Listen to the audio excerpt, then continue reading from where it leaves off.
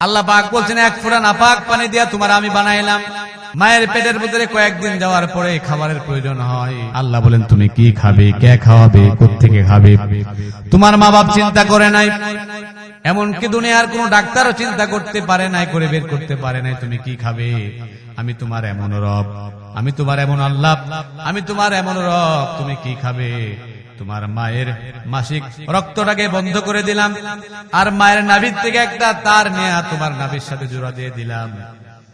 ওই তারের মাধ্যমে নাপাক রক্তটা খাওয়ায়া আমি তোমাকে মায়ের গর্ভের ভিতরে তিল তিল করে বড় করলাম। দুনিয়ার কোন খাবার কিন্তু সম্ভব ছিল না, খাওয়া যাবে না, খাওয়ার ব্যবস্থাও নাই, পাঠাবার ব্যবস্থাও নাই।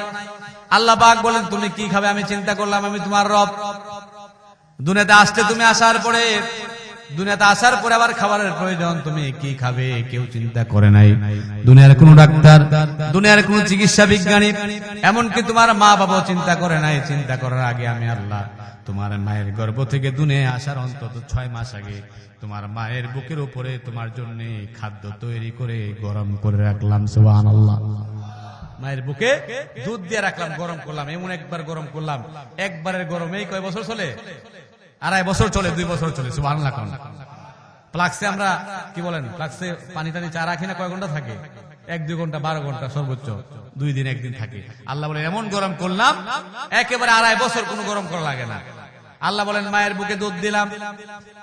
আপনি বলেন তো, সৃষ্টি করার আগে মায়ের গর্ভে সন্তান আসার আগে কোনদিন দুধ হয় নাকি? মায়ের বুকে দুধ হয় না, কোন পশুতেও দুধ হয় না, গরুর মধ্যেও দুধ হয় না।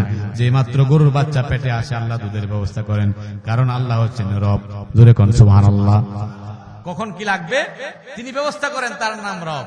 আল্লাহ তাআলা এই দুধের ব্যবস্থা করলেন। আল্লাহ পাক বলছেন, আমি তোমার মায়ের বুকের উপরে দুধ তৈরি করে রাখলাম। চিকিৎসা বিজ্ঞানীরা বলেছেন, মায়ের দুধের মধ্যে এমন প্রতিষেধক আছে, দুনিয়ার সমস্ত ল্যাকটোজেন ডান যদি আপনি খাওয়ায় দেন, কোনদিন মায়ের দুধের বিকল্প হতে পারে না। ঠিক কিনা কোন? মায়ের বুকে আল্লাহ পাক দুধ দিলেন। আল্লাহ বলছেন, বান্দা তুমি লক্ষ্য করে দেখো, আমি তোমার এমন রব। দুধটা বেশি গরম করে দেয় নাই, তোমার মুখ পুড়ে যেতে পারে। আবার বেশি ঠান্ডা করে নাই, তোমার নিউমোনিয়া হয়ে যেতে পারে।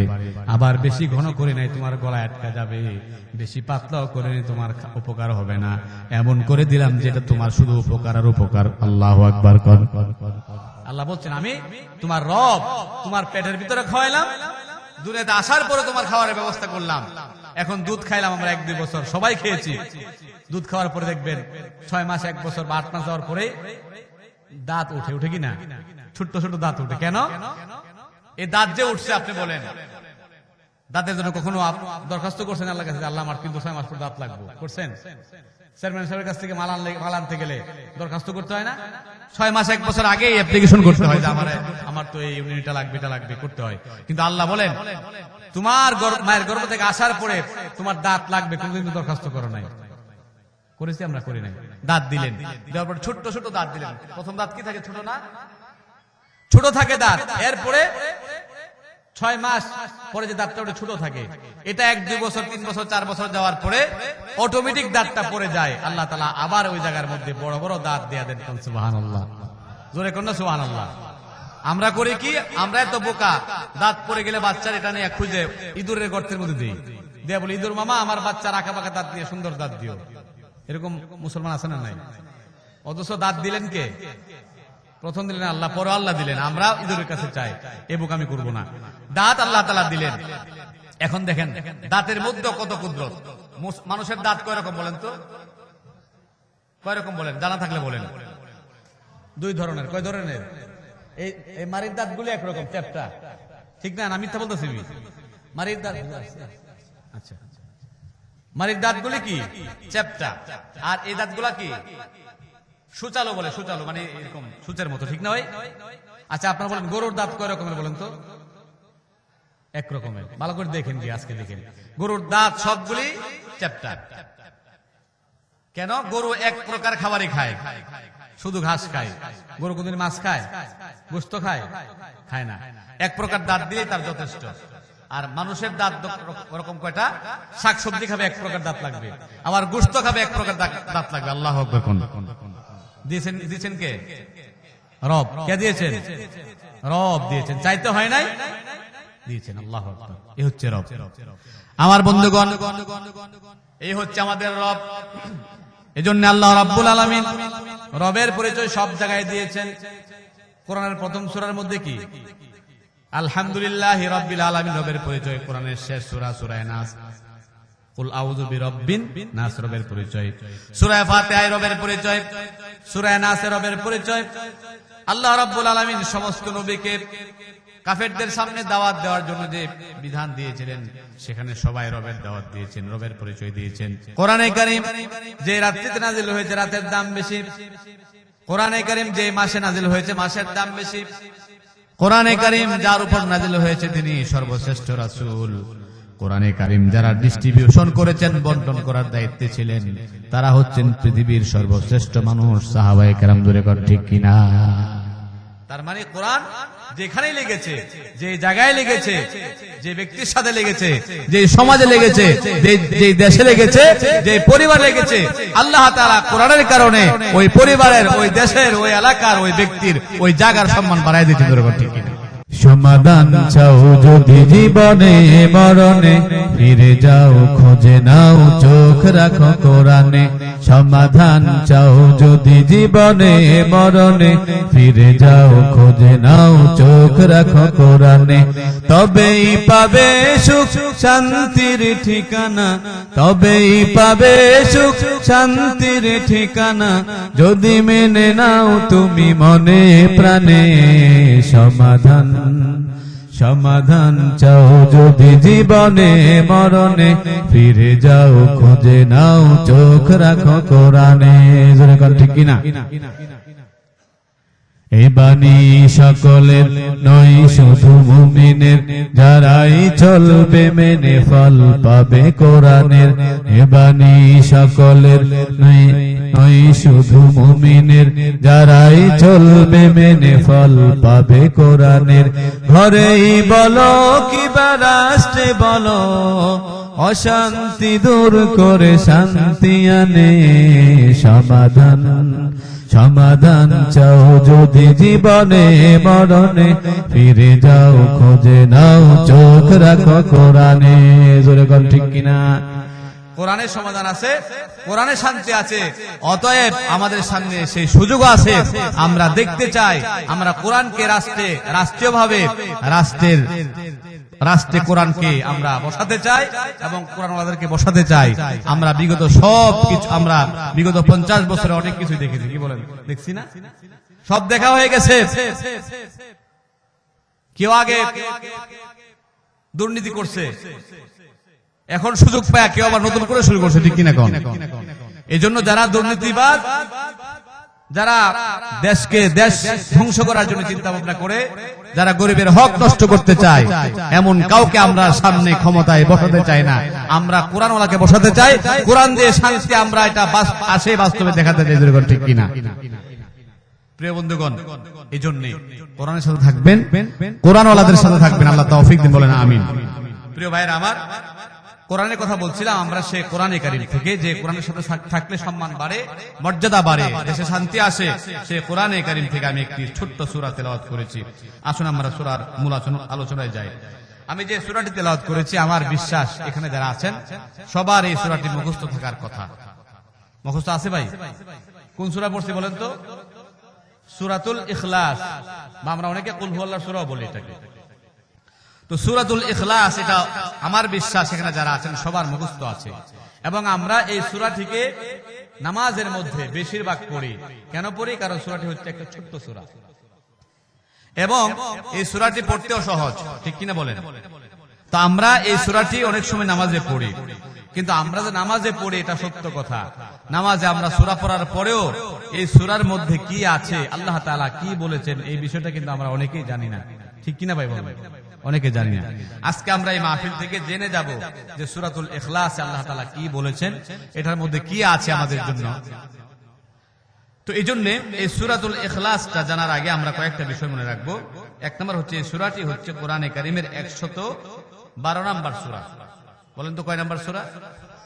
112। আমার সাথে একটু জবাব দিবেন কষ্ট করে, যদিও এখানে অনেক মুরব্বীরা আছেন আমার বাবার সমান, দাদার সমান, এরপরও মাফ করবেন, যেহেতু এখানে আমি বসেছি কথা বলতে হবে, আপনারা একটু জবাব দিবেন। 112 নম্বর সূরা। এই সূরাটি মক্কায় অবতীর্ণ হয়েছে। এই সূরার আয়াত সংখ্যা মাত্র 4খানা। কয়খানা বলেন? 4টি। এই সূরাতে শব্দ আছে মাত্র 15টি। এই সূরাতে অক্ষর আছে মাত্র 40টি। এই 40টি অক্ষর, 15টি শব্দ, 4খানা আয়াত মিলে হচ্ছে সূরাতুল ইখলাস, মানে কোরআনে কারীমের দ্বিতীয় ছোট সূরা, ক্ষুদ্রতম সূরা এটা। সূরা কাউসার হচ্ছে সবচেয়ে ছোট, এরপরে সূরা ইখলাস। তার মানে এর দ্বারা আমরা বুঝতে পারলাম যে সূরা ইখলাসটা ছোট্ট একটি সূরা, কিন্তু এই সূরার ফজিলত, এই সূরার লাভ, এই সূরা পড়লে এত লাভ, এত মর্যাদা বাড়ে, এটা শুনলে আপনারা সবাই অবাক হয়ে যাবেন। এজন্য আমরা মনোযোগ সহকারে এই সূরার বিষয়ে কিছু কথা শুনবো। এই সূরাটি বিষয় শুনতে গেলে কয়েকটা বিষয় মনে রাখতে হবে। 1 নম্বর হচ্ছে এই সূরাটি নাজিল করার কারণ কি, আল্লাহ তাআলা কেন নাজিল করলেন সূরাটি কি। 2 নম্বর হচ্ছে এই সূরাটি পড়লে কি লাভ। 3 নম্বর হচ্ছে এই সূরার মধ্যে আল্লাহ তাআলা কোন বিষয়ে আলোচনা করেছেন। 4 নম্বর হচ্ছে এই সূরার মধ্যে আমাদের জন্য শিক্ষণীয় কি আছে। কয়টা বিষয় বললাম ভাই? 1 নম্বর সূরাটি নাজিল করার কারণ, যেটাকে আরবিতে শানে নুজুল বলা হয়। 2 নম্বর হচ্ছে কি লাভ করলে। 3 নম্বর আলোচ্য বিষয় কি। 4 নম্বর এর মধ্যে আমাদের জন্য কি শিক্ষা রয়েছে। ইনশাআল্লাহ এই 4টে বিষয় যদি আমরা যতক্ষণ লাগে সম্ভব হয় বলবো, না হয় যতটুকু সম্ভব বলার চেষ্টা করব। আপনারা ইনশাআল্লাহ শেষ পর্যন্ত থাকবেন তো ইনশাআল্লাহ? কারা কারা থাকবেন হাত উঠান, আল্লাহু আকবার বলেন। আল্লাহ আপনি কবুল করেন, বলেন আমিন, হাত নামান। তো আসুন এই সূরাটি আল্লাহ তাআলা কেন নাজিল করলেন প্রথমে আমরা শুনি।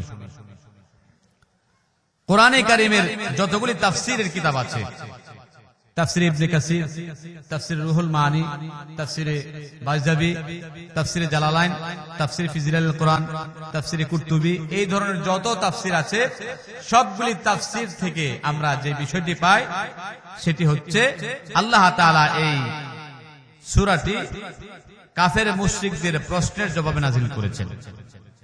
কাফের মুশরিকদের প্রশ্নের জবাবে নাজিল করেছেন। বিষয়টি কেমন? বিষয়টি হচ্ছে নবী করিম সাল্লাল্লাহু আলাইহি সাল্লাম একদিন কাবা শরীফে বসে আছেন। কাফের মুশরিক, অগ্নি পূজারী আর হচ্ছে ইহুদি, খ্রিস্টান, অগ্নি পূজারী, মুশরিক, 4টা গ্রুপের লোক আল্লাহ নবীর কাছে আসছে। আল্লাহ নবী বসে আছেন, খ্রিস্টানরা এসে বলছে, ইয়া মুহাম্মদ নাহনু না'বুদু ঈসা ইবনাল্লাহ, ও মুহাম্মদ তুমি তো এক আল্লাহর দাওয়াত দাও, আমরা তো আল্লাহর ছেলে ঈসার ইবাদত করি। জোরে কোন নাউজুবিল্লাহ। আমরা তো আল্লাহর ছেলে ঈসার ইবাদত করি। ইহুদিরা এসে বলল, ইয়া মুহাম্মদ নাহনু না'বুদু উযাইর ইবনাল্লাহ, ও মুহাম্মদ তুমি তো শুধু এক আল্লাহর দাওয়াত দাও, আমরা তো আল্লাহর ছেলে উযাইরের ইবাদত করি। মূর্তি পূজকরা এসে বলল, ইয়া মুহাম্মদ নাহনু না'বুদুল আওসান, আমরা তো 360টা মূর্তির ইবাদত করি। মুশরিকরা এসে বলল, ইয়া মুহাম্মদ নাহনু না'বুদুশ শামসা ওয়াল কমার, ও মুহাম্মদ আমরা তো আল্লাহর ইবাদত করি, সাথে সাথে চন্দ্র সূর্যের ইবাদত করি। জোরে কোন নাউজুবিল্লাহ। 4টা গ্রুপের লোক 4টা প্রশ্ন করল। বলেন তো আল্লাহর কোন ছেলে আছে কিনা? ঈসা আল্লাহর ছেলে না, উযাইর আল্লাহর ছেলে না, চন্দ্র সূর্য ইবাদতের যোগ্য না, মূর্তিগুলো আল্লাহর ইবাদত পাওয়ার যোগ্য না। 4টা গ্রুপ 4টা প্রশ্ন করলো, করার পরে আল্লাহর নবীকে জর্জরিত করলো, বারবার প্রশ্ন করলো। আল্লাহ পাক লক্ষ্য করলেন তার অস্তিত্বে আঘাত লেগেছে। আল্লাহ নবীকে প্রশ্নে জর্জরিত করা হয়েছে। তখনও পর্যন্ত আল্লাহ নবী কোনো জবাব দেন নাই, কারণ নবীদের অভ্যাস ছিল। আল্লাহ পাক কোরআনে বলেছেন, মা ইয়ানতিকু আনিল হাওয়া ইন হুয়া ইল্লা ওয়াহয়ুন ইউহা। আল্লাহ তাআলা বলেন, আমার নবী, আমার পয়গম্বর মুহাম্মদুর রাসূলুল্লাহ আমার অর্ডার ছাড়া কোনো কথা বলেন না, কোরআনে কারিমে কথা বলেন নাই। আমি যা বলতে বলেছি তাই বলেছেন। আমার শেখানো বাইরের কোনো কথা আল্লাহর নবী কোরআনে বলেন নাই, ঠিক কিনা কোন? The prophet says nothing without the order of Allah. আল্লাহর অর্ডার ছাড়া নবীজি একটা কথাও কোরআনে বলেন নাই এবং বলতেন না, যার কারণে ওরা প্রশ্ন করার পরে নবীজি বসে আছেন ওহির অপেক্ষায়। সুবহানাল্লাহ বলেন। আল্লাহ নবী বসে আছেন, আল্লাহ তাআলা লক্ষ্য করলেন তার নবীকে কাফেররা প্রশ্ন করেছেন, জবাব দেওয়ার প্রয়োজন। এজন্য আল্লাহর নবীকে সান্ত্বনা দেওয়ার জন্য আল্লাহ তাআলা সঙ্গে সঙ্গে জিবরাইলের মাধ্যমে লৌহে মাহফুজ থেকে সূরা ইখলাস নাজিল করে দিলেন। কোন সুবহানাল্লাহ। জিবরাইল চলে এলেন, আল্লাহ নবীকে শোনালেন, হে নবী পড়ুন কুল হুয়াল্লাহু আহাদ। পড়ুন সবাই, কুল হুয়াল্লাহু আহাদ আল্লাহুস সামাদ লাম ইয়ালিদ ওয়া লাম ইউলাদ ওয়া লাম ইয়াকুল লাহু কুফুয়ান আহাদ। আল্লাহু আকবার। একবার পড়েছেন 10 পারা কোরআন পড়ার সমান সওয়াব পেয়েছেন। সুবহানাল্লাহ। আল্লাহ তাআলা ওহী নাযিল করলেন, ও নবী আপনি বলেন হুয়াল্লাহু আহাদ।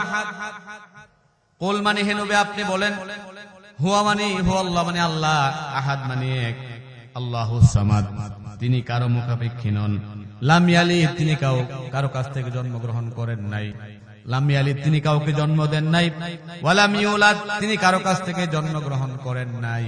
তার মানে উজাইর, ঈসা এরা আল্লাহর পুত্র না, কারণ আল্লাহ কাউকে জন্ম দেন নাই, জন্মগ্রহণ করেন নাই, অতএব আল্লাহর সন্তান হওয়ার সম্ভাবনাও নাই, ঠিক কিনা?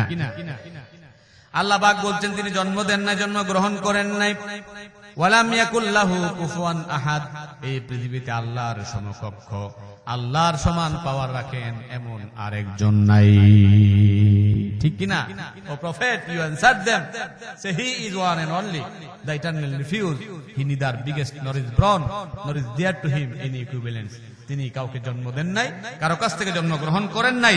তোমরা যে ঈসাকে আল্লাহর ছেলে বানাইছো, উজাইরকে আল্লাহর ছেলে বানাইছো, চন্দ্র সূর্যকে আল্লাহর সাথে শরীক করেছো, মূর্তি পূজা করে আল্লাহর সাথে শরীক সাব্যস্ত করেছো, এগুলি আল্লাহ তাআলা অ্যাকসেপ্ট করেন না, আল্লাহ পছন্দ করেন না, এগুলি শিরক, এগুলি যারা করে মুশরিক, এরা হচ্ছে জাহান্নামী।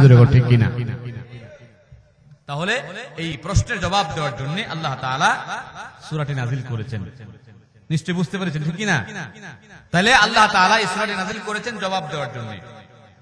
এবার আসলে সূরাটি পড়লে কি লাভ? আমরা যে পড়ি নামাজে মাঝে মধ্যে পড়ি, আগে লাভটা জানি, কারণ লাভ না জানলে তো কেউ কোনো ব্যবসা করেন না, ঠিক কিনা? কোন লাভ জানা দরকার আছে না ভাই? সূরাতুল ইখলাস পড়লে কি লাভ হবে? বুখারী শরীফের মধ্যে এসেছে, এর অনেকগুলি ফজিলতের লাভের কথা এসেছে। এক নাম্বার লাভ হচ্ছে আল্লাহর নবীর প্রাণপ্রিয় সাহাবী হযরত আব্দুল্লাহ ইবনে আব্বাস রাদিয়াল্লাহু আনহুমা হাদিস খানা বর্ণনা করেছেন, বুখারীর হাদিস। আন আব্দুল্লাহ ইবনে আব্বাস রাদিয়াল্লাহু আনহু قال قال النبي صلى الله عليه وسلم من أراد أن ينام فنام على يمينه فقرأ سورة الإخلاص 100 مرة فإذا كان يوم القيامة يقول الرب عز وجل يا عبدي ادخل على يمينك الجنة الله أكبر। 1500 বছর আগে আল্লাহ নবীর প্রাণপ্রিয় সাহাবী, আল্লাহর নবীর আপন চাচাতো ভাই আব্দুল্লাহ ইবনে আব্বাস রাদিয়াল্লাহু আনহু বলেছেন, মান আরাদা আইয়ানামা ফানামা আলা ইয়ামিনিহি। তিনি বলেছেন, আল্লাহর হাবিব বলেছেন, যে ব্যক্তি রাতের বেলায় ঘুমাতে যায়, আমরাও তো কাজ কাম করে ঘুমাই রাতের বেলায়, ঠিক কিনা? মাহফিল থেকে গিয়ে ঘুমাবো। নবীজির সাহাবী বলেছেন, নবীজি বলেছেন, যে ব্যক্তি ঘুমাতে যায় ফানামা আলা ইয়ামিনিহি, সে যেন ডান কাত হয়ে ঘুম শুরু করে। কোন কাতে বলেন? ডান কাত হয়ে সে যেন ঘুম শুরু করে। কেন? এটি হচ্ছে একটা সুন্নতের সুন্নাত। যদি কেউ ডান কাত হয়ে ঘুম শুরু করে আর রাতের বেলায় অন্যদিকেও এদিক সেদিক হয়ে যায়, পরিবর্তন হয়, পার্শ্ব পরিবর্তন হয়, কোনো সমস্যা নাই। ডান কাত হয়ে ঘুম শুরু করার কারণে আল্লাহ তাআলা সারা রাত্রি একটা সুন্নতের উপর আমল করার সওয়াব তার আমলনামায় লিখতে থাকবেন। সুবহানাল্লাহ।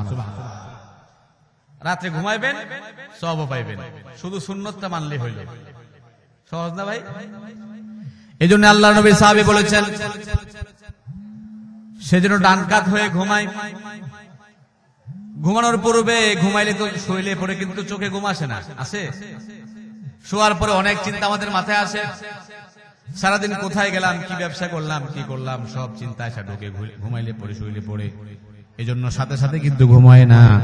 নবীজি বলছেন ঘুমানোর পর আল্লাহর বান্দা দুনিয়াবি কোনো চিন্তা না করে যদি 100 বার সূরা ইখলাস তেলাওয়াত করে ঘুমায়, কয়বার? 100 বার সূরা ইখলাস তেলাওয়াত করে ঘুমায়, আল্লাহর নবী ওয়াদা করেছেন তার মৃত্যু হবে ইমানের সাথে, কবরের সওয়াল জবাব তারে করা হবে না, ডান হাতে আমলনামা দেওয়া হবে, পুলসাতে পুল বিজলির আকারে পার করায় দেওয়া হবে। আল্লাহ তাআলা ডাক দিয়ে বলবেন, রে বান্দা, যেমনি করে দুনিয়াতে রাতের বেলায় ঘুমানোর পূর্বে সূরা ইখলাসের আমল করতে, আজকেও তুমি জান্নাতের ডান দিক দিয়া জান্নাতে প্রবেশ করে না। উদখুল আলা ইয়ামিনিকাল জান্নাহ, জান্নাতের ডান দিক দিয়ে তুমি জান্নাতে প্রবেশ করো। যেমনি ভাবে সূরা ইখলাসের আমল করে ডান কাত হয়ে তুমি ঘুমাইতে, এই কারণে এই হাদিস শরীফের মধ্যে 100 বারের কথা বলা হয়েছে। একটু বেশি মনে হয়, ঠিক না? একটু বেশি লাগে, 100 বার পড়াটা একটু লম্বা সময় দরকার, কিন্তু আরো সহজও আছে। আল্লাহ নবী আরো সহজ করেছেন। নবীজি বলছেন আল্লাহর কোন বান্দা যদি 100 বার নয় 100 বার না পারে, শুধুমাত্র 10 বার, কয়বার করে? শুধুমাত্র 10 বার সূরা ইখলাস তেলাওয়াত করে, 10 বার তেলাওয়াত করতে গেলে আমার বিশ্বাস 5 মিনিটের বেশি লাগার কথা না। 10 বার যদি কেউ তেলাওয়াত করে, আল্লাহ পাক বলছেন নিয়মিত আমল করলে তার মৃত্যু হবে ইমানের সাথে, কবরের সওয়াল জবাব করা হবে না, ডান হাতে আমলনামা দেওয়া হবে, পুলসিরাতে পুল বিজলির আকারে পার করে দেওয়া হবে। আল্লাহ পাক বলবেন, রে বান্দা, যেমনি করে সূরা ইখলাসের আমল তুমি করতে ঘুমানোর পূর্বে 10 বার করে পড়তে, উদখুল বিআই বাবিন তাশা, তোমার জন্য আজকে জান্নাতের সব দরজা খুলে দেওয়া হলো, যে কোনো দরজা দিয়াচ্ছ তুমি জান্নাতে প্রবেশ করে না। তাহলে 10 বার পড়লেও আল্লাহ রাসূল বলেছেন। কে বলেছেন? রাসূলের কথা কি সত্য না মিথ্যা? কোন সন্দেহ আছে? সন্দেহ থাকলে ইমান থাকবে না। রাসূলের কথা যেমন সত্য, আল্লাহ তাআলা রাসূলের কথাগুলিকে এরকম বাস্তবায়ন করবেন কিয়ামতের ময়দানে। রাসূলুল্লাহ বলেন কেউ যদি 10 বার পড়ে তো আল্লাহ তাআলা বলবেন জান্নাতের যে কোনো দরজা দিয়ে তুমি জান্নাতে প্রবেশ করো। আল্লাহু আকবার কোন। আমার বন্ধুগণের জন্য আমরা নিয়ত করব সূরা ইখলাসের তেলাওয়াত করার অভ্যাস করব। আল্লাহর হাবিব বলেছেন 3 নাম্বার লাভ হচ্ছে عن أبي هريرة رضي الله عنه قال قال النبي صلى الله عليه وسلم إن سورة الإخلاص هي تعدل ثلث القرآن। আল্লাহ নবীর প্রাণপ্রিয় সাহাবী, সবচেয়ে বেশি হাদিস বর্ণনাকারী সাহাবী হযরত আবু হুরায়রা রাদিয়াল্লাহু আনহু বলেছেন, আল্লাহর হাবিবের জবান থেকে আমি শুনেছি নবীজি বলেছেন, নিশ্চয়ই সূরা ইখলাস হচ্ছে কোরআনে কারীমের 1/3 বা 10 পারার সমান।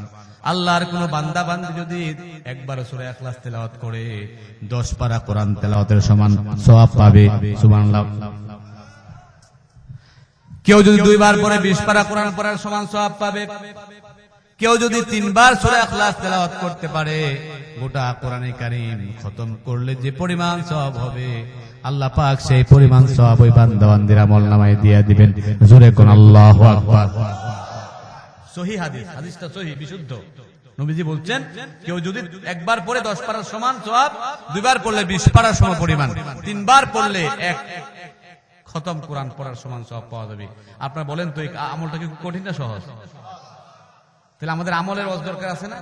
খালি চিল্লা পাল্লা করে কতক্ষণ নারায় থাকবে আল্লাহু আকবার দিয়া লাভ আছে? এই আমলটা নিয়ে যাবেন বাড়িতে, মৃত্যুর আগ পর্যন্ত করবেন, আল্লাহ তাআলা একটা আমলের ওসিলায় আল্লাহ তাআলা জান্নাত দিবেন। বলেন সুবহানাল্লাহ। রাসূলুল্লাহ ওয়াদা করেছেন, রাসূলুল্লাহ ওয়াদা করেছেন, এখানে সন্দেহ করার কোনো সুযোগ নাই। তবে প্রশ্ন হচ্ছে, হুজুর সূরা ইখলাস পড়লে যেহেতু জান্নাতে যাওয়া যাবে, নামাজের তো দরকার নাই নাকি? যে ওয়াজ করছেন খুব সুন্দর ওয়াজ করছেন, এখন সূরা ইখলাস পড়লে জান্নাতে যাওয়া যাবে, নামাজের দরকার নাই। কি বলেন, এরকম ওয়াজ বুঝলে হবে? নামাজের দরকার আছে না নাই? সবাই বলেন আছে না নাই? নামাজ হচ্ছে সবার আগে, সবার আগে নামাজ। নামাজ ঠিক তো আপনার সব ঠিক, নামাজ ঠিক নাই তো আপনার সব বরবাদ। এই জন্য এই কথা বুঝেন না যে হুজুর ওয়াজ করে গেছে যে সূরা ইখলাস পড়লে জান্নাতে যাওয়া যাবে, নামাজের আর দরকার নাই, এটা ভিতর থেকে বানায়েন না। ঠিক কিনা কোন? নামাজ লাগবে, কারণ নামাজ হচ্ছে সর্বশ্রেষ্ঠ ইবাদত। কিন্তু আমরা এই নামাজটা এখন পড়ি না, ঠিক কিনা ভাই? পড়ি, অনেকে পড়ি না, অনেকে আমরা নামাজ পড়ি না, অথচ এই নামাজ ছাড়া আপনার মুক্তির কোনো সুযোগ নাই। আমার বন্ধুগণ, আল্লাহ নবীকে প্রশ্ন করা হয়েছে, ইয়া রাসূলুল্লাহ, ইয়া হাবিবাল্লাহ, আইয়ুল আমালি আহাব্বু ইলাল্লাহ, হে রাসূল, আল্লাহর কাছে সবচাইতে দামি আমল, প্রিয় আমল কোনটি? সবচাইতে ভালো আমল কোনটি আল্লাহর কাছে? আল্লাহ নবী বলেছেন, আস-সালাতু লিওয়াক্তিহা। ও সাহাবীরা, সময় মতো নামাজ পড়া হচ্ছে আল্লাহর কাছে সবচেয়ে প্রিয় আমল। সুবহানাল্লাহ। যত আমল আছে, দান করা আমল, ভালো আমল, মা বাবার খেদমত করা ভালো আমল, এরপরে রোজা রাখা ভালো আমল, হজ করা ভালো আমল, এই মাহফিল করা ভালো আমল, সবকিছুই ভালো আমল, অনেক ভালো আমল আছে। কিন্তু এর মধ্যে সর্বশ্রেষ্ঠ আমল হচ্ছে, রাসূল বলছেন, সর্বশ্রেষ্ঠ আমল হচ্ছে কি? সময় মতো নামাজ আদায় করা। যে ব্যক্তি নামাজ পড়ে না, ইসলামে তার কোনো অংশ নাই। জোরে ঠিক কিনা?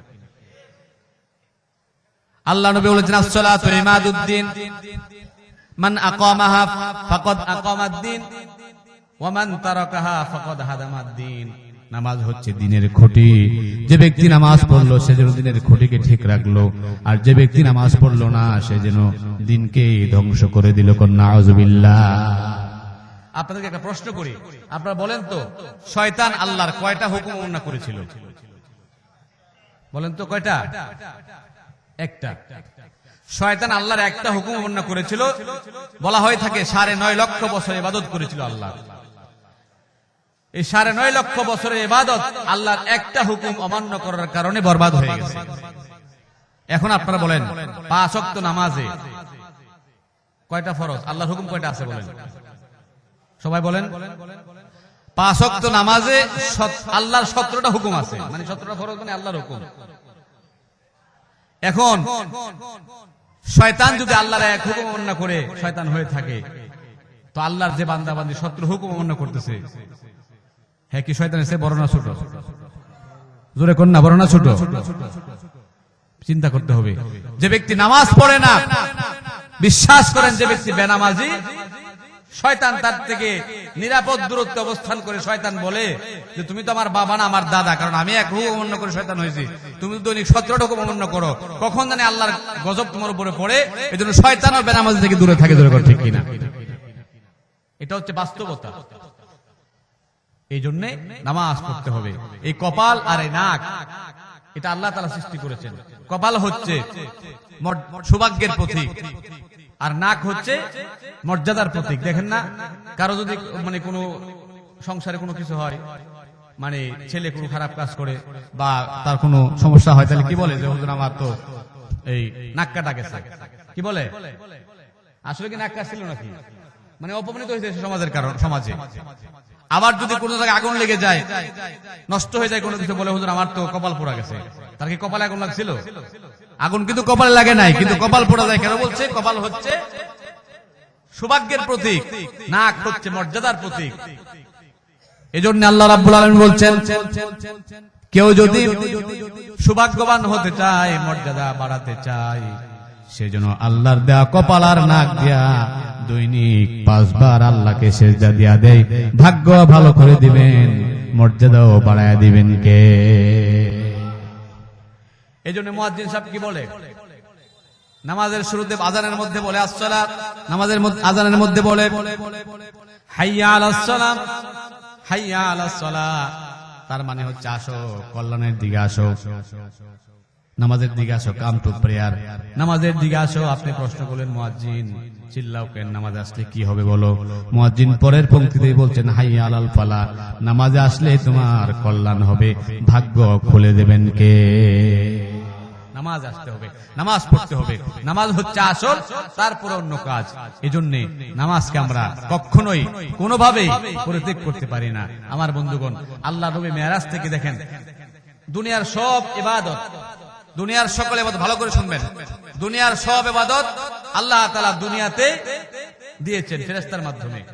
রোজা দুনিয়ায় দিয়েছেন, হজের বিধান দুনিয়ায় দিয়েছেন, যাকাতের বিধান দুনিয়ায় দিয়েছেন, কোরআন দুনিয়ায় দিয়েছেন, কিন্তু একমাত্র নামাজ, এই নামাজটা আল্লাহ তাআলা নবীজিকে আকাশের দিকে নিয়ে মেরাজের রাতে দিয়েছেন। সুবহানাল্লাহ। নামাজ কয়েকটা দিয়েছিলেন। 50 ওয়াক্ত দিয়েছিলেন। মুসা নবীর সাথে সাক্ষাৎ হওয়ার পরে বারবার পাঠিয়েছেন আল্লাহর কাছে। নবীজি 9 বার গিয়েছেন, যাওয়ার পরে সর্বশেষ 5 ওয়াক্ত নামাজ বাকি ছিল। আল্লাহ পাক বলছেন, ও নবী, আপনার কনসেশনের কারণে আমি 45 ওয়াক্ত কমায় দিলেন, 5 ওয়াক্ত রাখলাম। আপনার কোন উম্মত যদি 5 ওয়াক্ত নামাজ পড়ে, আমি আল্লাহ 50 ওয়াক্তের সমান সওয়াব তারে দিয়ে দিব। আর যদি 5 ওয়াক্ত না পড়ে, তাহলে 50 ওয়াক্তের গুনাহ হবে। যে ব্যক্তি 5 ওয়াক্ত এই নামাজ পড়লো, সে গেইন করলো 50 ওয়াক্তের। আর যে ব্যক্তি 5 ওয়াক্ত লস করলো, সে লস করলো কয়েকতের? 50 ওয়াক্তের। এই জন্য আমরা নামাজ পড়বো, যেখানেই থাকি, যেভাবেই থাকি, নামাজ পড়বো ইনশাআল্লাহ। রাজি আছেন না ভাই? আল্লাহ তৌফিক দিয়ে বলেন আমিন। তো কি বলছিলাম যে সূরা ইখলাসের ফজিলত, 4 নম্বর ফজিলত হচ্ছে সূরা ইখলাসের। আল্লাহ নবী ইরশাদ করেছেন, সূরা ইখলাস যদি কোনো বান্দা বান্দি নিয়মিত আমল করে, নিয়মিত সকাল সন্ধ্যায়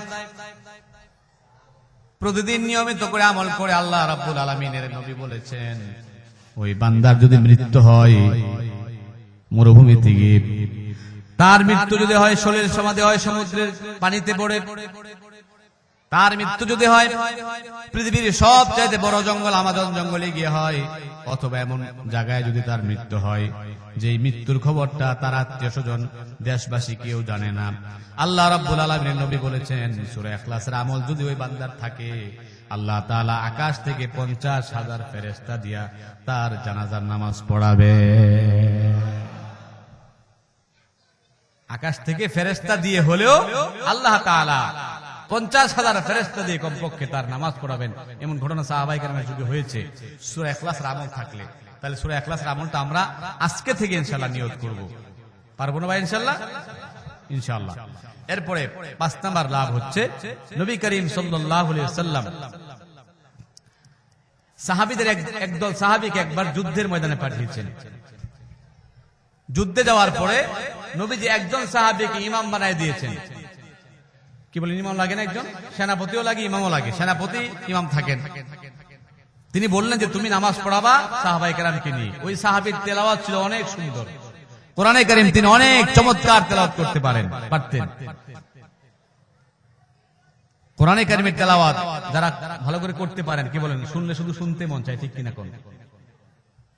দুনিয়ার কোন কিতাব, আপনার হিন্দুদের বেদ বলেন, বাইবেল বলেন, ত্রিপিটক বলেন, রামায়ণ বলেন, জেন্দাবস্তা, মহাভারত, পুরাণ, ওল্ড টেস্টামেন্ট, নিউ টেস্টামেন্ট, যত কিতাব আছে, যত ধর্মীয় গ্রন্থ আছে, কোনটা আপনার কাছে এত ভালো লাগবে না যত ভালো আল্লাহর কোরআন লাগে, যত আকর্ষণ কোরআন আছে, এরকম ঠিক কিনা? কোরআনে কারীমের একটা বৈশিষ্ট্য হচ্ছে, the entire Quran has been presented in poetic sound.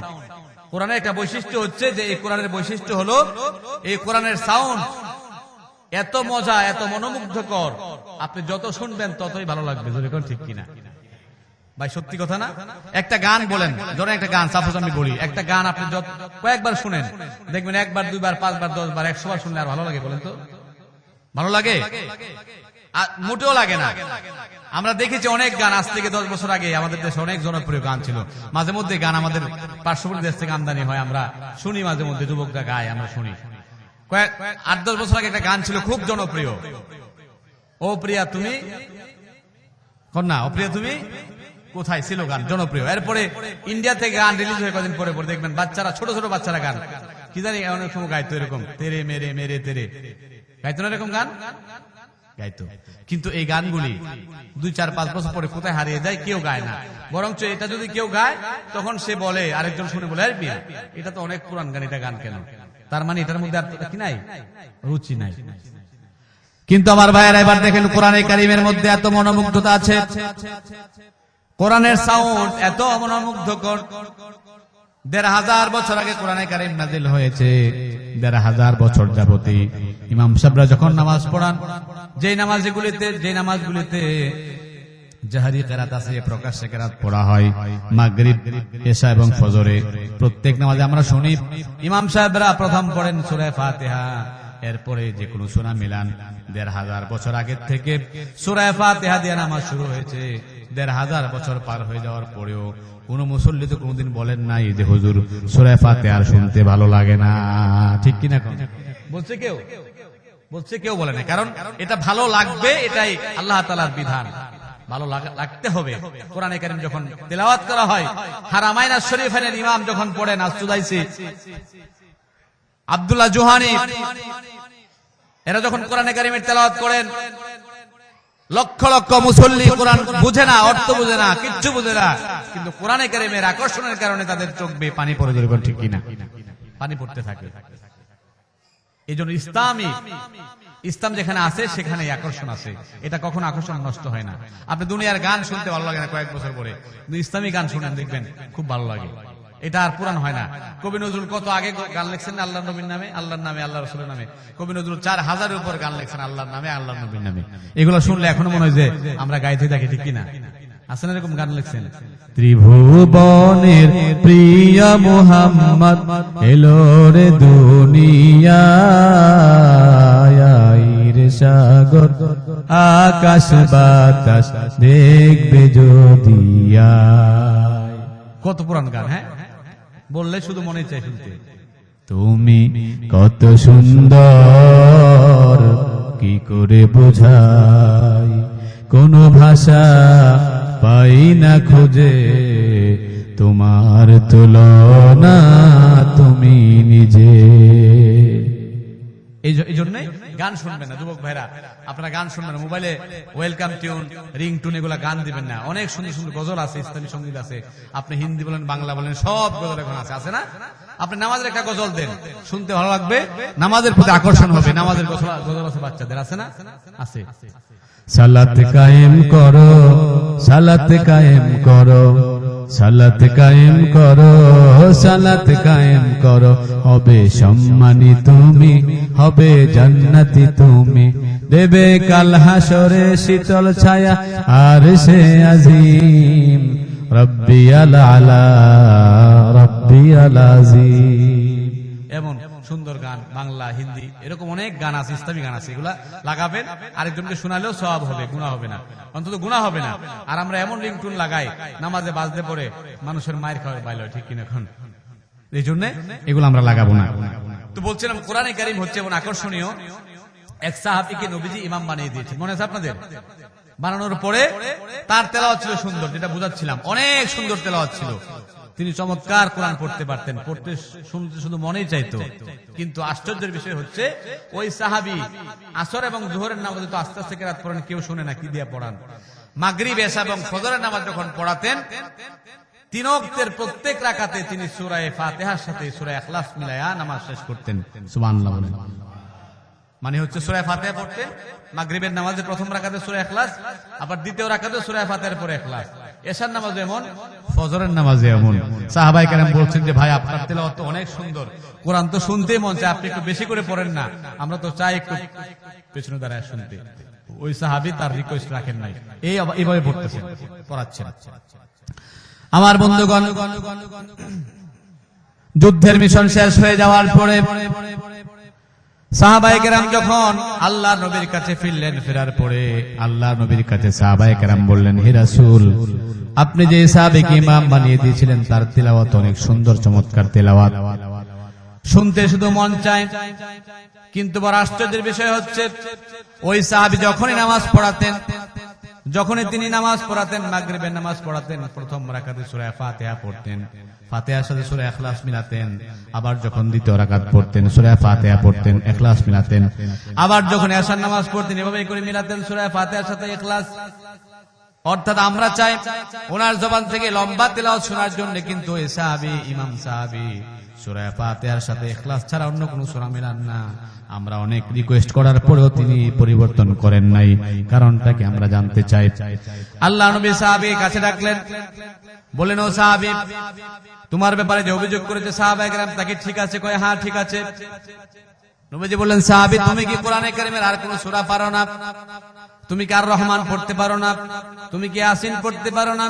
তুমি কি সূরা মুলক পড়তে পারো না? সাহাবী বলছেন, ইয়া রাসূলুল্লাহ, ইয়া হাবিবাল্লাহ, আল্লাহর কসম আমি সব সূরা পড়তে পারি। কোরআনে কারীমের 114টি সূরা আমার মুখস্থ আছে, কারণ আমি পূর্ণাঙ্গ কোরআনের একজন হাফেজ। কোন সুবহানাল্লাহ। কোরআন কারীমের পূর্ণাঙ্গ হাফেজ, সব সূরা আমি পারি। তো নবীজি বললেন সব সূরা পারো, এরপরও তুমি সূরা ইখলাস দিয়ে নামাজ পড়ো, ব্যাপারটা কি? আপনারা বলেন, আপনাদের একজন ইমাম সাহেব যদি প্রতিদিন প্রতি রাকাতে সূরা ফাতিহার সাথে ইখলাসে পড়ান, কুল হুয়াল্লাহু নামাজ পড়ান, কি বলেন ইমামতি থাকবো কদিন পরে? আপনারা বলবেন যে হুজুর আপনি কোন আর সূরা পারেন না, জান ইমামতির দরকার নাই, হবে না এরকম? তো ওই সাহাবী অভিযোগ করেছেন, সাহাবীরা নবীজি জানতে চাইলেন তুমি কি আর সূরা পারো না? কয় হ্যাঁ পারি, সব সূরা পারি। এবার নবীজি প্রশ্ন করলেন তাহলে তুমি অন্য কোন সূরা পড়ো না কেন? সাহাবী বলছেন ইয়া রাসূলুল্লাহ ইয়া হাবিবাল্লাহ ওয়া হিয়া উহিব্বুহা ইয়া রাসূলুল্লাহ, ওগো নবীজি আমি সূরা ইখলাসটাকে অনেক বেশি ভালোবাসি, মহব্বত করি। নবীজি বললেন নিমাযা তুহিব্বু হাযিহি সূরা, ও সাহাবী কোরআনে তো আর অনেক সূরা আছে। সূরা ইয়াসিনকে কোরআনের দিল বলা হয়, সূরা আর রহমানকে কোরআনে কারীমের জাতীয় সূরা বলা হয়। অনেক দামি দামি সূরা, বড় বড় সূরা তো কোরআনে কারীমে আছে। সমস্ত বড় সূরা বাদ দিয়া তুমি কেন এই ছোট্ট একটা সূরাকে মহব্বত করো? লিমাযা তুহিব্বু হাযিহি সূরা, ও সাহাবী আমাকে জবাব দাও, এই সূরাটাকে মহব্বত করার কারণটা কি আমারে শোনাও। এই সূরাকে মহব্বত করার কারণ কি? এত বড় বড় সূরা আছে, এটা বাদ দিয়া 4 আয়াতের একটা সূরা মহব্বত করার কারণ কি? সাহাবী বলছেন ইয়া রাসূলুল্লাহ ইয়া হাবিবাল্লাহ লিআন্না ফিহা সিফাতুর রহমান, ওগো নবীজি এই সূরাতুল ইখলাসটাকে ভালোবাসার মহব্বত করার একমাত্র কারণ হচ্ছে এই সূরার ভিতরে আল্লাহ রাব্বুল আলামিনের পরিচয় নিহিত রয়েছে। সুবহানাল্লাহ, লিআন্না ফিহা সিফাতুর রহমান, কেননা আল্লাহর গুণ এখানে আছে, আল্লাহর পরিচয় দিয়ে এই সূরাটা নাজিল হয়েছে কাফেরদের প্রশ্নের জবাবে।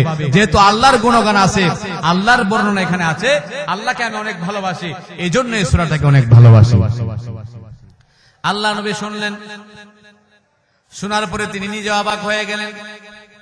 সাহাবীকে আর বারণ করলেন না, সাহাবীকে আর কোনো কিছু বললেন না, বরং আরো উল্টা সুসংবাদ শোনায় দিলেন। নবীজি বললেন হুব্বুকা ইয়াহা আদখালাকাল জান্নাহ, ও সাহাবী আজ থেকে তুমি সুসংবাদ গ্রহণ করো, এই সূরা ইখলাসকে মহব্বত করার কারণে আল্লাহ পাক তোমাকে জান্নাতে প্রবেশ করাবে। হুব্বুহা ইয়াহা আদখালাকাল জান্নাহ, এই সূরা ইখলাসের মহব্বতে তোমাকে জান্নাতে প্রবেশ করায় দিবে। তাহলে আমরা এই সূরা ইখলাসকে মহব্বত করব, নামাজ পড়ব, ইখলাসের উপর আমল করব ইনশাআল্লাহ। এটা লাভ গেল, আরো অনেক লাভ আছে, এটা পরে সুযোগ থাকলে বলবো। 5টা বললাম লাভ। এবার আসেন সূরার আলোচ্য বিষয়টা কি? সূরার আলোচ্য বিষয় কি? আল্লাহ রাব্বুল আলামিন কি বিষয় আলোচনা করেছেন, সূরার মধ্যে কি করেছেন আলোচনা? আমরা প্রথম আয়াতটা পড়ি, সবাই পড়েন কুল হুয়াল্লাহু আহাদ। কুল মানে কি? হে নবী আপনি বলেন আল্লাহু আহাদ, আল্লাহ কয়জন? সবাই বলেন কয়জন? আল্লাহ মানে আল্লাহ, আহাদ মানে এক। তার মানে প্রথম আয়াতে আল্লাহ তাআলা আল্লাহর পরিচয় করাইছেন, দুনিয়ার সমস্ত মানুষকে আল্লাহর পরিচয় করাইছেন যে আল্লাহ হচ্ছেন এক। এখন দেখেন আল্লাহ তাআলা, আল্লাহর আরো অনেকগুলি নাম আছে, আমরা জানি আল্লাহর 99টি নাম আছে, কোন কোন তাফসীরে আরো বেশি কথা বলা হয়েছে। তো আল্লাহর অনেকগুলি নাম আছে, কমপক্ষে 99টি নাম আছে আমরা জানি। এর মধ্যে আল্লাহ হচ্ছে আল্লাহর আসল নাম বা জাতি নাম। আর অনেক নাম আছে, আর রহমান, আর রহিম, আল মালিক, আল কুদ্দুস, আস সালাম, আল মুমিন, আল মুহাইমিন, আল আজিজ, আল জব্বার, আল মুতাকাব্বির, আল খালিকুল বারিউল মুসাব্বির, এরকম আরো অনেক নাম আমরা জানি, কিন্তু মূল নাম হচ্ছে কি? আল্লাহ। আল্লাহ। এবার আল্লাহ তাআলা বলছেন কুল হুয়াল্লাহু আহাদ, হে নবী আপনি বলুন আল্লাহ এক। আপনারা অনেকে আরবি জানেন, আরবির শব্দের অর্থ জানেন। আহাদ মানে হচ্ছে কি? এক। এখানে আল্লাহ বলছেন কুল হুয়াল্লাহু আহাদ, আল্লাহ এক।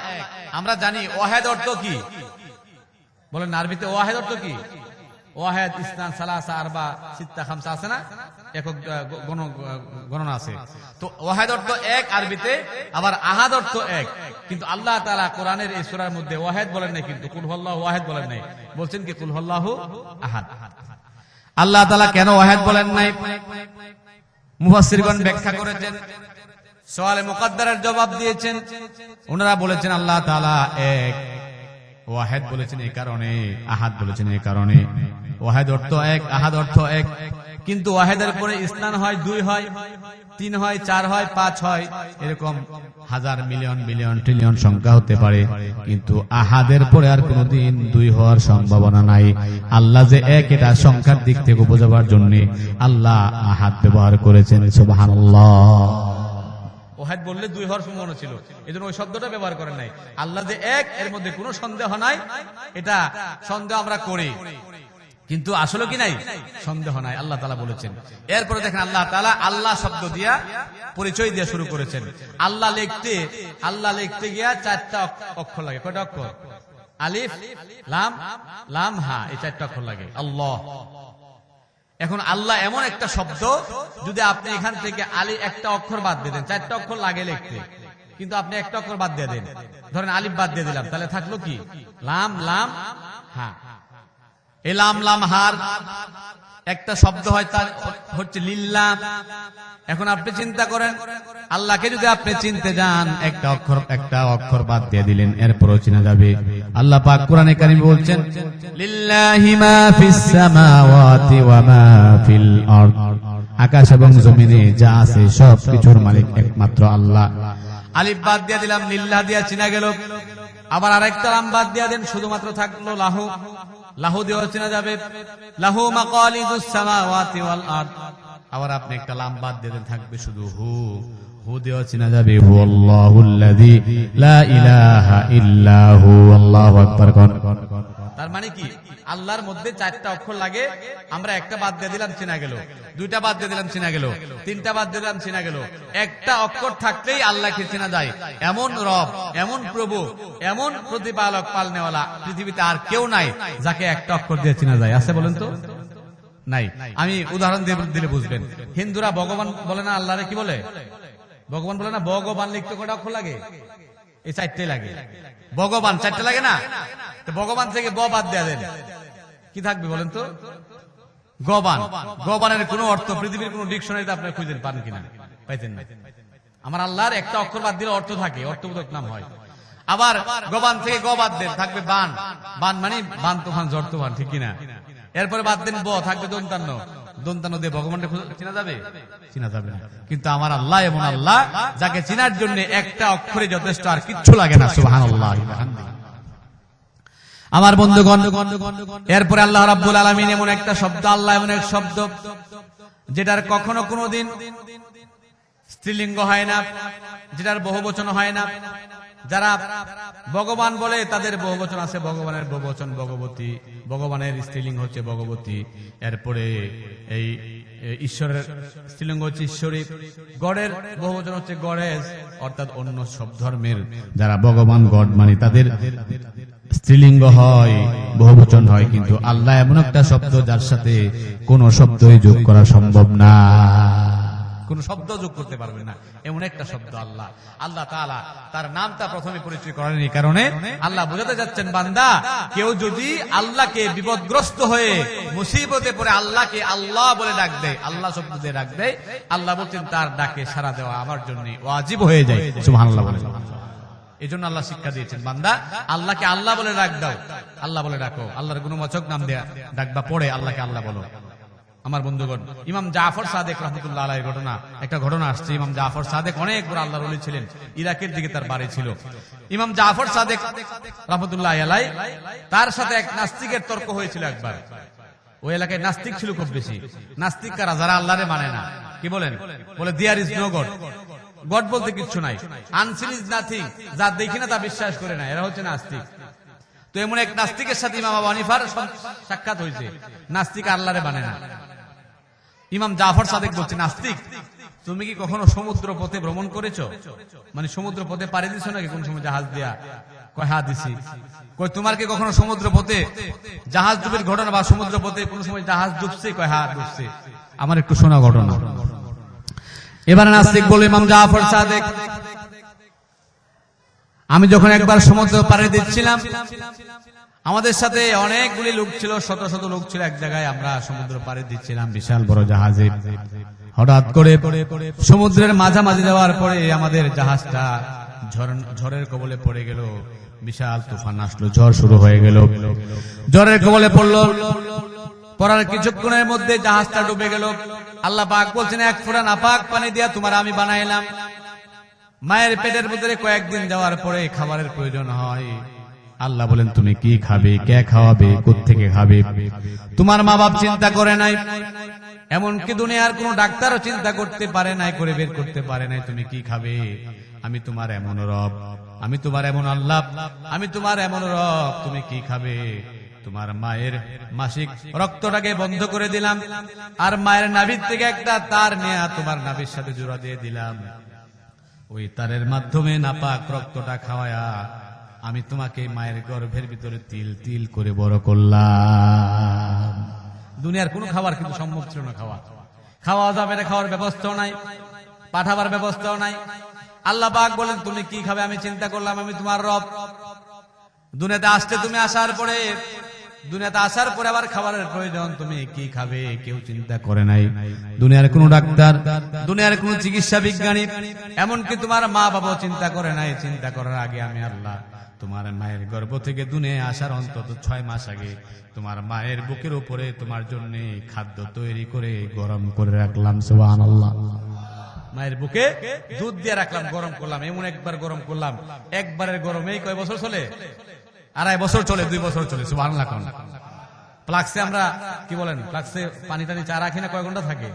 1-2 ঘন্টা, 12 ঘন্টা সর্বোচ্চ, 2 দিন 1 দিন থাকে। আল্লাহ বলেন এমন গরম করলাম একেবারে 2.5 বছর কোনো গরম করা লাগে না। আল্লাহ বলেন মায়ের বুকে দুধ দিলাম। আপনি বলেন তো সৃষ্টি করার আগে মায়ের গর্ভে সন্তান আসার আগে কোনদিন দুধ হয় নাকি? মায়ের বুকে দুধ হয় না, কোন পশুতেও দুধ হয় না, গরুর মধ্যেও দুধ হয় না। যে মাত্র গরুর বাচ্চা পেটে আসে আল্লাহ দুধের ব্যবস্থা করেন, কারণ আল্লাহ হচ্ছেন রব। জোরে কোন সুবহানাল্লাহ। কখন কি লাগবে তিনি ব্যবস্থা করেন, তার নাম রব। আল্লাহ তাআলা এই দুধের ব্যবস্থা করলেন। আল্লাহ পাক বলছেন আমি তোমার মায়ের বুকের উপরে দুধ তৈরি করে রাখলাম। চিকিৎসা বিজ্ঞানীরা বলেছেন মায়ের দুধের মধ্যে এমন প্রতিষেধক আছে, দুনিয়ার সমস্ত ল্যাকটোজেন ডান যদি আপনি খাওয়ায় দেন কোনদিন মায়ের দুধের বিকল্প হতে পারে না। ঠিক কিনা কোন? মায়ের বুকে আল্লাহ পাক দুধ দিলেন। আল্লাহ বলছেন বান্দা তুমি লক্ষ্য করে দেখো আমি তোমার এমন রব, দুধটা বেশি গরম করে দেয় নাই, তোমার মুখ পুড়ে যেতে পারে। আবার বেশি ঠান্ডা করে নাই, তোমার নিউমোনিয়া হয়ে যেতে পারে। আবার বেশি ঘন করে নাই, তোমার গলা আটকা যাবে। বেশি পাতলাও করে নাই, তোমার উপকার হবে না। এমন করে দিলাম যেটা তোমার শুধু উপকার আর উপকার। আল্লাহু আকবার। আল্লাহ বলছেন আমি তোমার রব, তোমার পেটের ভিতরে খাওয়াইলাম, দুনিয়াতে আসার পরে তোমার খাওয়ার ব্যবস্থা করলাম। এখন দুধ খাইলাম আমরা 1-2 বছর, সবাই খেয়েছি। দুধ খাওয়ার পরে দেখবেন 6 মাস, 1 বছর বা 8 মাস যাওয়ার পরে দাঁত উঠে কিনা? ছোট্ট ছোট দাঁত উঠে। কেন এই দাঁত যে উঠছে আপনি বলেন, দাঁতের জন্য কখনো দরখাস্ত করছেন আল্লাহর কাছে? আল্লাহ আমার কিন্তু 6 মাস পর দাঁত লাগবে, করছেন? চেয়ারম্যান সাহেবের কাছ থেকে মাল আনতে গেলে দরখাস্ত করতে হয় না? 6 মাস 1 বছর আগেই অ্যাপ্লিকেশন করতে হয় যে আমার তো এই ইউনিটটা লাগবে, এটা লাগবে, করতে হয়। কিন্তু আল্লাহ বলেন তোমার মায়ের গর্ভ থেকে আসার পরে তোমার দাঁত লাগবে, কোনদিন দরখাস্ত করো নাই। করেছি আমরা? করি নাই। দাঁত দিলেন, দেওয়ার পরে ছোট্ট ছোট দাঁত দিলেন। প্রথম দাঁত কি থাকে? ছোট না? ছোট থাকে দাঁত। এরপরে 6 মাস পরে যে দাঁতটা ওটা ছোট থাকে, এটা 1-2 বছর, 3 বছর, 4 বছর যাওয়ার পরে অটোমেটিক দাঁতটা পড়ে যায়। আল্লাহ তাআলা আবার ওই জায়গার মধ্যে বড় বড় দাঁত দিয়ে দেন। সুবহানাল্লাহ। জোরে কোন সুবহানাল্লাহ। আমরা করি কি? আমরা এত বোকা, দাঁত পড়ে গেলে বাচ্চার এটা নিয়ে খুঁজে ইঁদুরের গর্তের মধ্যে দিই, দিয়ে বলি ইঁদুর মামা আমার বাচ্চার আঁকা বাঁকা দাঁত দিয়ে সুন্দর দাঁত দিও। এরকম মুসলমান আছে না নাই? অথচ দাঁত দিলেন কে? প্রথম দিলেন আল্লাহ, পরে আল্লাহ দিলেন। আমরা ইঁদুরের কাছে চাই, এ বোকামি করবো না। দাঁত আল্লাহ তাআলা দিলেন। এখন দেখেন দাঁতের মধ্যে কত কুদরত। মানুষের দাঁত কয় রকম বলেন তো? কয় রকম বলেন? জানা থাকলে বলেন। 2 ধরনের। কয় ধরনের? এই মারির দাঁত গুলো একরকম, চ্যাপটা। ঠিক না? আমি মিথ্যা বলতেছি? মারির দাঁত, আচ্ছা, মারির দাঁত গুলি কি? চ্যাপটা। আর এই দাঁত গুলা কি? সুচালো বলে। সুচালো মানে এরকম সূচের মতো, ঠিক না ভাই? আচ্ছা আপনারা বলেন গরুর দাঁত কয় রকমের বলেন তো? 1 রকমের। ভালো করে দেখেন কি, আজকে দেখেন গরুর দাঁত সবগুলি চ্যাপটা। কেন? গরু 1 প্রকার খাবারই খায়, শুধু ঘাস খায়। গরু কোনদিন মাছ খায়? গোশত খায়? খায় না। 1 প্রকার দাঁত দিলেই তার যথেষ্ট। আর মানুষের দাঁত ওরকম কয়টা? শাকসবজি খাবে 1 প্রকার দাঁত লাগবে, আবার গোশত খাবে 1 প্রকার দাঁত লাগবে। আল্লাহু আকবার। দিয়েছেন কে? রব। কে দিয়েছেন? রব দিয়েছেন। চাইতে হয় নাই, দিয়েছেন। আল্লাহু আকবার। এই হচ্ছে রব। আমার বন্ধুগণ, এই হচ্ছে আমাদের রব। এজন্য আল্লাহ রাব্বুল আলামিন রবের পরিচয় সব জায়গায় দিয়েছেন। কোরআনের প্রথম সূরার মধ্যে কি? আলহামদুলিল্লাহি রাব্বিল আলামিন রবের পরিচয়। কোরআনের শেষ সূরা সূরা নাস।